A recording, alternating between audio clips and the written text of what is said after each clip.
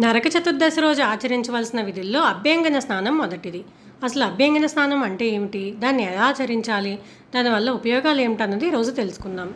సూర్యోదయానికి ముందే నిద్రలేచి ఒంటికి నువ్వుల నూనె పట్టించి అది ఆరే వరకు మర్దన చేసుకుని తర్వాత సున్నిపిండితో ఒంటికి నలుగు పెట్టుకుని తలారా వేడి నీటితో స్నానం చేయాలి. ఈ తలస్నానానికి కుంకుడుకాయ వాడడం శ్రేష్టం. ముందుగా ఇంట్లో ఉన్న పిల్లలకు అభ్యంగన స్నానం చేయించాలి. దానికోసం మనం చేతిలో కొద్దిగా నువ్వుల నూనె తీసుకుని దాన్ని వారి తలపై పట్టించాలి. అంటే సహస్రారంపై అన్నమాట. బ్రహ్మరంధ్రం ఎక్కడైతే ఉంటుందో అక్కడ నూనె పెట్టి తర్వాత ఒంటికి నూనె పట్టించాలి. తర్వాత వారికి హారతి ఇవ్వాలి. ఈలోపు నూనె అంతా ఇంకిపోతుంది కదా. ఇప్పుడు చక్కగా సున్నిపిండితో వారికి నలుగు పెట్టి కుంకుడు రసంతో తలను కూడా శుభ్రపరిచి తలారా వేడి నీటితో స్నానం చేయించాలి.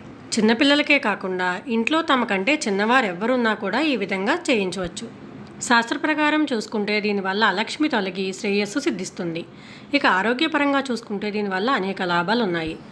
ఆయుర్వేదం ప్రకారం ఇలా నూనెతో మర్దన చేయడం వల్ల చర్మరంధ్రాలు తెరుచుకుని మలినాలు బయటకు పోవడంతో పాటు రక్త ప్రసరణ మెరుగవుతుంది. దీంతో చర్మం నిగారింపు సంతరించుకుంటుంది.